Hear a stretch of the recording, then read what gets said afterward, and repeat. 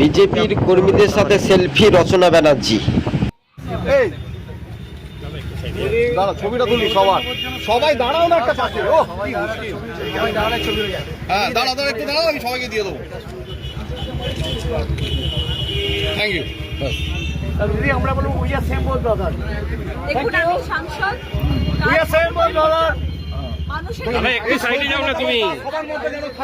মানুষের জন্য আমরা ভালোভাবে কাজ করব, এটা আমাদের মাথায় রাখতে হবে। ভালো লাগলো, যখন যেরকম প্রয়োজন হবে জানাবেন।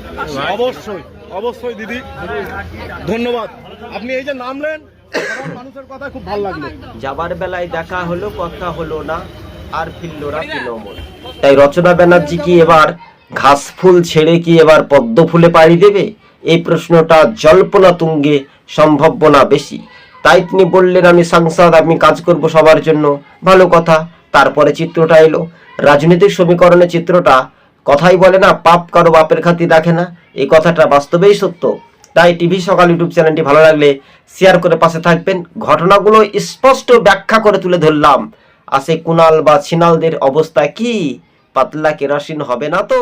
দর্শক বন্ধুগণ, এটাই ছিল প্রতিবেদন।